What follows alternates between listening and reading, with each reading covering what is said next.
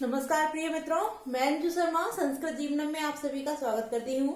तो जैसा कि मित्रों हमारी 8 बजे वाली व्याकरण की कक्षा और 8:30 बजे वाली जो साहित्य की कक्षा चल रही है, कृपया आप सभी मित्र हमारे दोनों ही कक्षाओं के साथ जुड़ें। जो मित्र हमारे व्याकरण की कक्षा देखते हैं वो हमारी जो साहित्य की कक्षा चल रही है उसको भी अवश्य देखें, और जो मित्र हमारे साहित्य की कक्षाएं देख रहे हैं वो सभी मित्र हमारे जो व्याकरण की कक्षा चल रही है उससे भी अवश्य जुड़े। तो मित्रों, जैसा कि साहित्य में हमारा जो साहित्य है वो टीजीटी और एलटी के अनुसार चल रहा है मित्रों। साथ ही साथ जो हमारी कुछ प्रमुख और भी जो मुख्य परीक्षाएं होती हैं, जैसे चाहे वो रीट हो या यूपी टेट हो, सुपर टेट हो, उनमें भी साहित्य के काफी प्रश्न पूछे जाते हैं मित्रों। तो रीट और जो टेट, सुपर टेट है, सी टेट इत्यादि जो भी है, हमारा एमपी टेट है, उन सभी परीक्षाओं के लिए ये दोनों ही कक्षाएं बहुत ही महत्वपूर्ण हैं। तो जैसा कि मित्रों हमारी ऑन लाइव कक्षा के साथ में उर्जिता तिवारी जी हैं और आशीष जाट जी हैं, सुधीर पाल जी हैं, कई मित्र हमारे जो हैं जो ऑनलाइन कक्षा के साथ जुड़ते हैं। तो मैं सभी मित्रों से अनुरोध करूंगी कि कृपया अधिक से अधिक लोग लाइव आया करें, और अगर वीडियो आप सभी को अच्छी लगती है तो मित्रों लाइक जरूर किया करें, और साथ ही आपके जो भी सुझाव हैं उसको आप कमेंट बॉक्स में जरूर लिखा करें। तो मित्रों, जैसा कि हम लोग भारवीकृत किरातार्जुनीयम के प्रथम सर्ग का अध्ययन कर रहे थे, और उस सर्ग में मित्रों हम लोगों ने पहली कक्षा में 2 श्लोकों का और दूसरी कक्षा में 4 श्लोकों का अध्ययन कर लिया था। तो उसी क्रम में मित्रों हम लोग आगे बढ़ते हुए आज 7, 8 और 9वां जो श्लोक है, हम 3 श्लोकों को लेकर आज की कक्षा में आए हैं। तो 7, 8 और 9 जो श्लोक हैं, आज हम इन श्लोकों का अध्ययन करेंगे। तो मित्रों, कल की कक्षा में जैसे हम लोगों ने 4 श्लोकों का अध्ययन तो कर लिया था, किंतु उसमें से कुछ शब्द हमारे महत्वपूर्ण शब्द रह गए थे जो मैंने आज लिख रखे हैं, जिनके विषय में हम आपको बता नहीं पाए थे। तो आज इन शब्दों के विषय में भी बता देते हैं कि जैसे हमारा जो सर्व संपदा शब्द है, इस शब्द में मित्रों कर्मधारय समास प्रयोग किया गया है। जो हमारा सर्व संपदा शब्द है इसमें मित्रों कर्मधारय समास है। तथा जो निसर्ग दुर्बोधम शब्द जो है, इसमें मित्रों हमारा तृतीया तत्पुरुष समास है। निसर्ग दुर्बोध अर्थात जो स्वभाव से ही जानने में कठिन है, ऐसा दुर्बोधम अर्थात स्वभाव से ही निसर्ग माने जानने में जो कठिन है। तो इसमें मित्रों तृतीया तत्पुरुष समास है। निगूढ़ तत्वम, अब यहाँ निगूढ़ तत्वम का तात्पर्य क्या होता है, कल भी मैंने बताया। निगूढ़ माने होता है मित्रों छिपे हुए, और तत्व में तत्व या रहस्य। तो इसका अर्थ क्या हो जाएगा मित्रों, जो छिपे हुए हैं, जो रहस्य, ऐसे रहस्यों के विषय में जब वर्णन किया जा रहा है तो मित्रों इस शब्द में हमारा बहुब्रीहि समास हो जाता है। तो छिपे हुए हैं जो तत्व या जो रहस्य, तो निगूढ़ तत्व अर्थात बहुब्रीहि समास।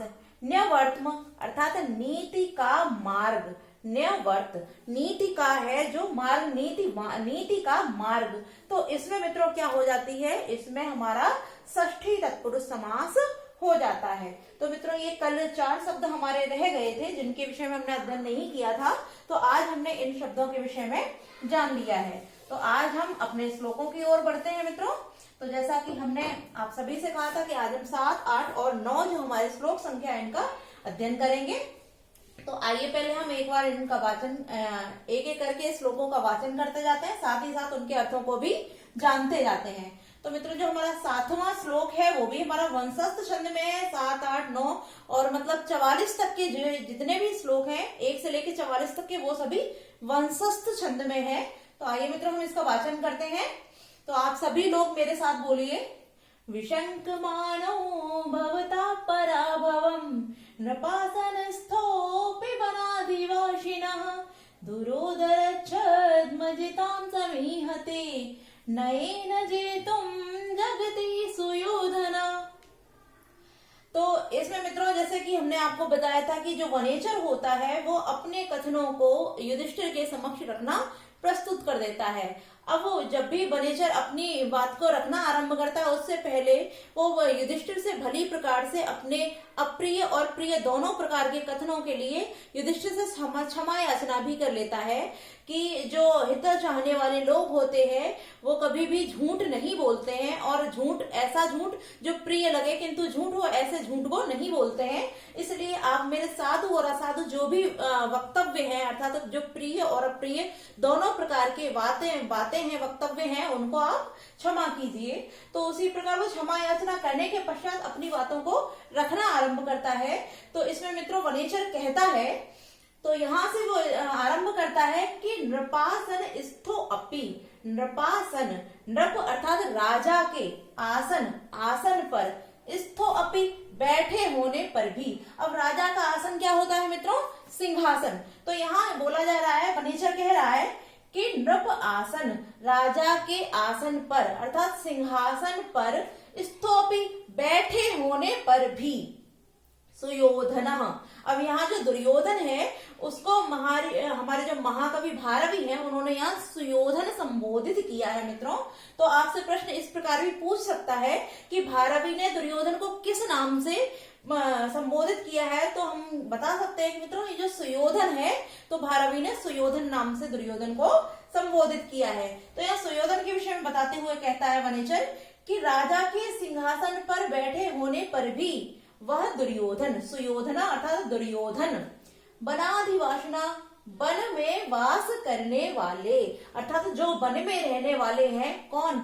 भवता अर्थात आप लोग, कि वन में रहने वाले आप लोग, जो आप पांडव वन में रह रहे हैं, आप वन में रहने वाले पांडवों से पराभवम, पराभवम अर्थात पराजय की, विशंक मानो आशंका करता हुआ।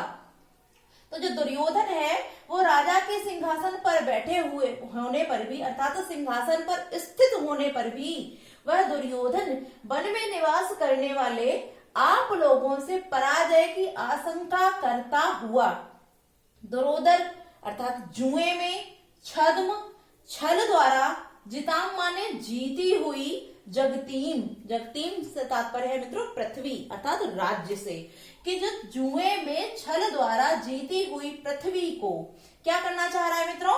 नयन जेतुम, नीति मार्ग से, जेतुम जीतने की, समीहते इच्छा करता है। तो जो दुर्योधन है वो क्या कर रहा है मित्रों?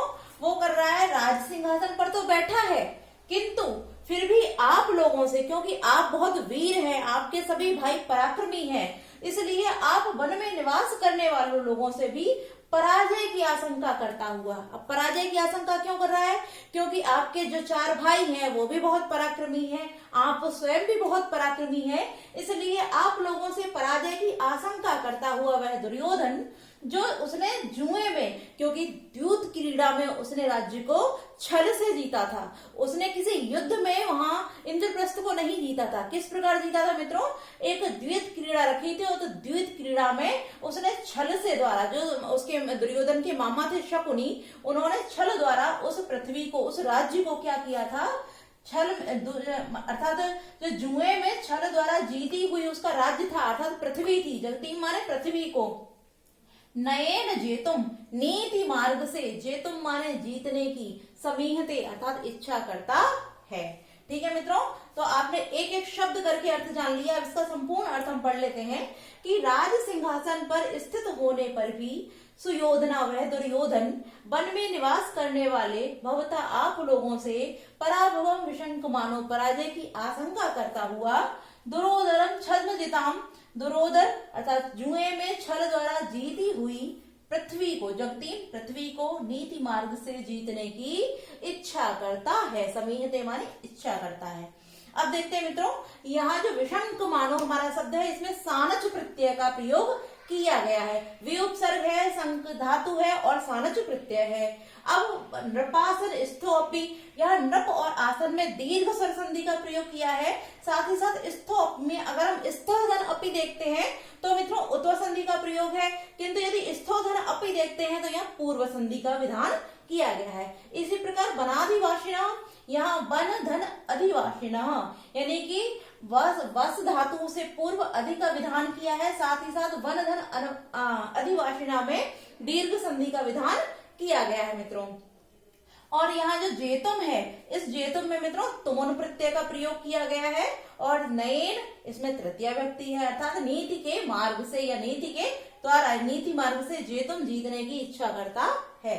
तो मित्रों इसका आपको अर्थ अच्छे से समझ में आ गया होगा। हम अपने अगले श्लोक की तरफ चलते हैं, अगले श्लोक को देखते हैं। तो इसका भी वाचन करते हैं मित्रों। तो आप सभी मेरे साथ उच्चारण कीजिए। तथापि जिह्वा स भवेत् जिगीषया तनोति शुभ्रं गुण संपदा यशः समुन्नयन् भूतिमनार्य संगमान् वरम विरोधोऽपि समं महात्मभिः।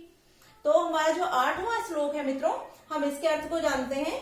तो तथापि जिह्वा सह, तो यहाँ जो बोला गया तथापि अर्थात फिर भी कैसे, पराजय की आशंका करता हुआ है, फिर भी। सह माने वह, जिह्वा अर्थात कुटिल, कि पराजय की आशंका करता हुआ वह दुर्योधन, कैसा, वह कुटिल दुर्योधन, भवत अर्थात आपको, जिगीषया जीतने की इच्छा से, जिगीषया अर्थात जीतने की इच्छा से क्या कर रहा है, गुण संपदा, गुण जो है गुणों की संपदाओं को अर्थात संपत्तियों को। अब गुण कौन से, दया, दाक्षिण्य, सहानुभूति, प्रेम, जो भी हमारे गुण होते हैं, नैतिक गुण होते हैं, यहाँ उन्हीं का वर्णन किया गया है कि दया, सहानुभूति, दाक्षिण्य, करुणा, प्रेम इत्यादि गुणों की संपत्तियों से शुभ्रम, शुभ्रम अर्थात श्वेत, धवल, निर्मल, स्वच्छ, जिन पे कोई भी दाग नहीं लगा हो, ऐसे गुणों की संपत्तियों को,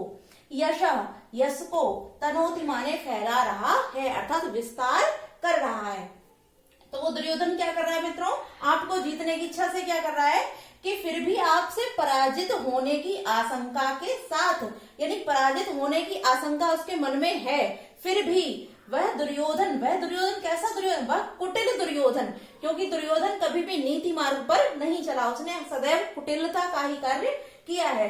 तो वह कुटिल दुर्योधन आपसे पराजय की आशंका करता हुआ है, फिर भी वह कुटिल जो दुर्योधन है वो क्या कर रहा है, भवत आपको, जिगीषया जीतने की इच्छा करता हुआ, गुण संपदा अपनी गुणों की संपत्तियों को या संपत्तियों से, शुभ्रम स्वच्छ, निर्मल, धवल, यश माने यश को, तनोति माने फैला रहा है अर्थात उसका विस्तार कर रहा है, अपने यश को चारों ओर फैला रहा है। अब क्या बोल रहा है मित्रों आगे कि अनार्य संगमात, अनार्य मां में से हम आ निकाल लेंगे तो हमारा अनार्य बचेगा। तो अनार्य संगमात अर्थात अनार्य, अनार्य कहते हैं दुष्टों को, जो दुष्ट प्रवृत्ति के लोग होते हैं उनको हम अनार्य बोलते हैं। तो दुष्टों की संगमात, संगति के द्वारा या संगति से, तो दुष्टों की संगति से, यहाँ जो शब्द दिया भूतिम, यहाँ भूतिम मित्रों जो शब्द है उसका अर्थ है यहाँ ऐश्वर्य से। वैसे भूत माने प्राणी होते हैं, लेकिन यहाँ जो भूतिम है वहां ऐश्वर्य से अर्थ इसका दिया गया है। तो आगे देखते हैं कि जो दुष्टों की संगति से ऐश्वर्य को प्राप्त करने की अपेक्षा, समुन्नयन माने प्राप्त करने की अपेक्षा, महात्मा भी समम, महात्माओं के समम माने साथ। अब यहाँ मित्रों तृतीय व्यक्ति का विधान किया गया है, क्योंकि सम सहयुक्त अप्रधान जो हमारा सूत्र होता है वहां आता है सह, साकम, सार्धम, जो आता है वो साथ के योग में आता है। तो क्योंकि यहाँ महात्माओं के साथ बोला गया है, महात्माओं के साथ यहाँ समम धातु का प्रयोग किया गया है, समम अव्यय जो है अव्यय का प्रयोग किया गया है, इसका अर्थ है साथ। तो यह तृतीय व्यक्ति का विधान किया गया है। तो समम का ही यहाँ विशेषण महात्मा भी दिया है, तो इसमें भी तृतीय हो जाती है। तो मित्रों क्या बोल रहे हैं कि दुष्टों की संगति से ऐश्वर्य को प्राप्त करने की अपेक्षा क्या है मित्रों, महात्माओं के साथ विरोध भी कैसा, वरम माने श्रेष्ठ होता है। तो वो क्या बोल रहा है, ये बता रहे हैं वनेचर युधिष्ठिर से कह रहे हैं कि वह आपसे पराजय की आशंका करता हुआ भी वह दुर्योधन, भवत माने आपको जिगीषा जीतने की इच्छा करता हुआ, गुण संपदा अपनी गुणों के संपत्ति के द्वारा।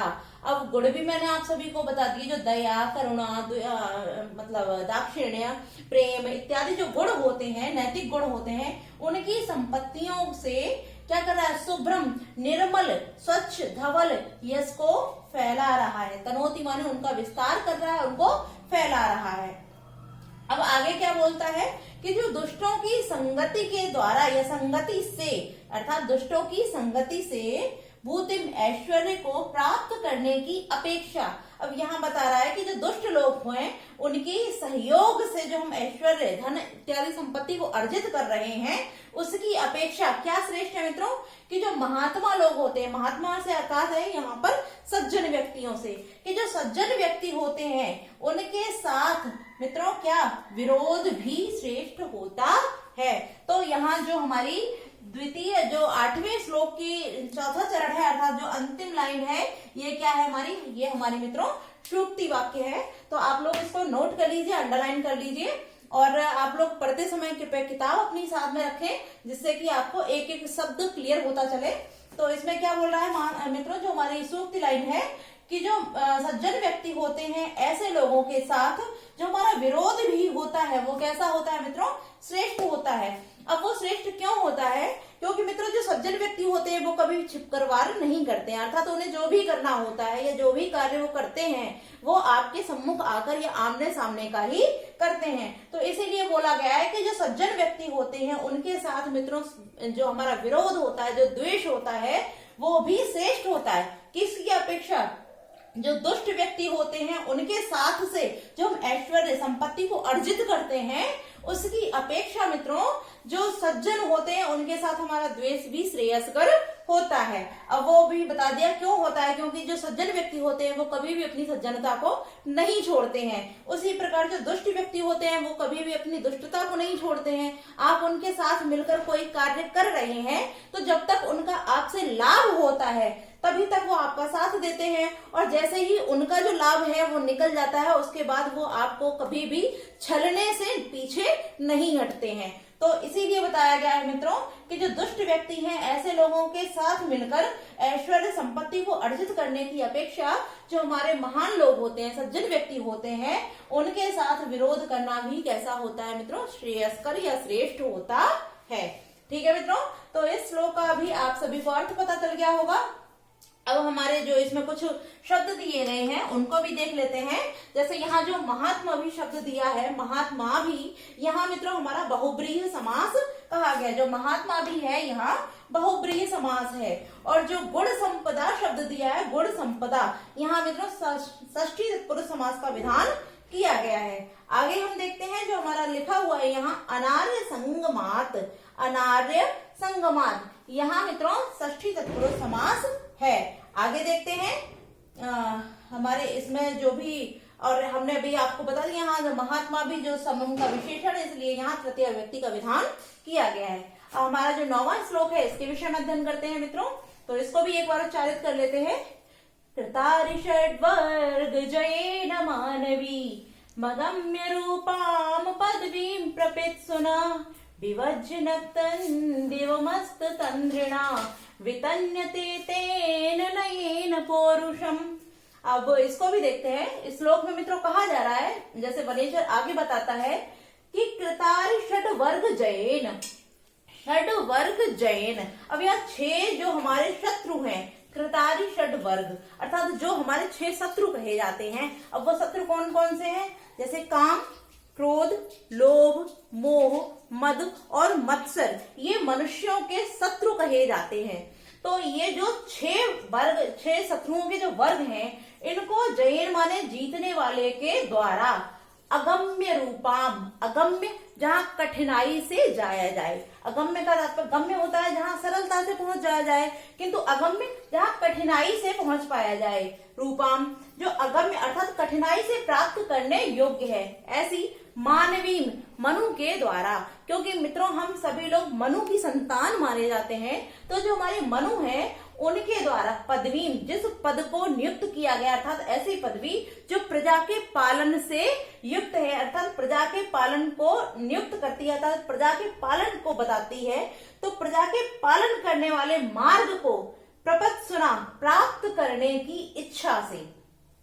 तो इसमें क्या बोल रहे हैं कि जो हमारे 6 शत्रु वर्ग बताए गए हैं, जैसे काम, क्रोध, लोभ, मद, मोह, मत्सर, 6 शत्रुओं को जीतने के वाले के द्वारा, जिसने उन 6 शत्रुओं को अपने वश में कर रखा है, ऐसे व्यक्ति के द्वारा अगम्य रूपा, जिसको कठिनाई से प्राप्त किया जा सकता है, ऐसी मानवीय पदवी, मनु की पदवी, मनु के द्वारा जो निर्धारित पद किया गया है प्रजापालन के पद को प्रपत सुना, प्राप्त करने की इच्छा से। तेन माने उसने, अब उसने यहाँ किसको संबोधित किया गया? तेन यहाँ मित्रों दुर्योधन का ही विशेषण बताया गया। जो तेन है, तेन कौन? उस दुर्योधन ने या उस दुर्योधन के द्वारा अस्त तंद्रणा, जो आलस्य है उसका आलस्य को, तंद्रणा माने त्याग कर, आलस्य को त्याग कर, नक्तन दिवम, नक्त दिवम, दिवम माने दिन और नक्तम माने रात, रात और दिन का विभज्य माने विभाजन करके, नयन पौरुषम वितन्यते, नीति मार्ग से, नयन माने नीति के द्वारा, पौरुषम अपने पुरुषार्थ को क्या कर रहा है मित्रों? वितन्यते अर्थात फैला रहा है, उसका विस्तार कर रहा है। तो हमने देखा इसमें क्या बताया गया है कि जो दुर्योधन है वो क्या कर रहा है मित्रों? उसने 6 शत्रुओं को, अर्थात जिसके द्वारा 6 शत्रुओं को जीत लिया गया है, ऐसे लोगों के द्वारा भी जो कठिनाई से प्राप्त करने योग्य है, ऐसे मनु के द्वारा बताई हुई प्रजा पालन की पदवी को प्राप्त करने की, प्रपत सुना माने प्राप्त करने की इच्छा से, तेन माने उस दुर्योधन ने अस्त तंद्रणा आलस्य को त्याग करके, नक्त दिवम दिन और रात का समान रूप से विभाजन का, विभज्य माने विभाजन करके क्या किया है मित्रों? नयन पौरुषम नीति मार्ग के द्वारा अपने पौरुष अर्थात पुरुषार्थ को वितन्य माने फैला रहा है।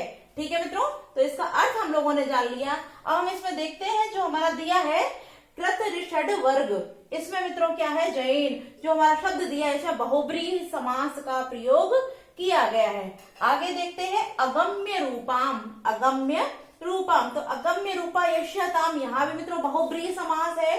नक्त दिवम, यहाँ हमारा द्वंद्व समास है, नक्तम च दिव च, तो यहाँ हमारा जो है वो द्वंद्व समास है। विभज्य में मित्रों लेप प्रत्यय है, कत्वा के अर्थ में ही प्रयुक्त होता है, किंतु यदि आगे उपसर्ग दिया हो तो वहां कत्वा ना होकर हमारा लेप प्रत्यय हो जाता है, तो यहाँ लेप प्रत्यय का प्रयोग किया गया है। तो आप सभी ने देखा कि जो हमारा विभज्य है इसमें लेप प्रत्यय है, अगम्य रूपाम कृत षड्वर्ग जयेन, इन दोनों में बहुब्रीहि समास का विधान किया गया है। नक्त दिवम में इतरे द्वंद्व समास का विधान किया है मित्रों। और इसको एक बार हम फिर अर्थ को क्लियर किए ले रहे हैं कि जो 6 शत्रुओं को जीतने वाले मनुष्य के द्वारा भी कठिनाई से प्राप्त करने योग्य है, ऐसी मनु के द्वारा प्रजा पालन की पदवी को प्रपत्सुना प्राप्त करने की इच्छा से, तेन माने उस दुर्योधन ने क्या किया है? आलस्य को त्याग कर, अस्त तंद्रणा आलस्य को त्याग कर, रात और दिन का समान विभाजन करके नीति मार्ग से अपने पौरुष को मित्रों फैला रहा है। तो आज हम लोगों ने 7, 8 और 9 श्लोकों का वाचन किया, उनका अध्ययन किया और हमने एक एक चीज को बहुत अच्छे से क्लियर कर लिया है। तो आप सभी मित्रों को हमारे जो 3 श्लोकों का आज हमने अध्ययन किया उनका अर्थ अच्छे से क्लियर हो गया होगा, और कल की कक्षा में मित्रों हम इसके आगे वाले श्लोकों का अध्ययन करेंगे। तो आज के लिए हम इतना ही रखते हैं, और मित्रों वीडियो को लाइक अवश्य कीजिए। नमो नमः मित्रों।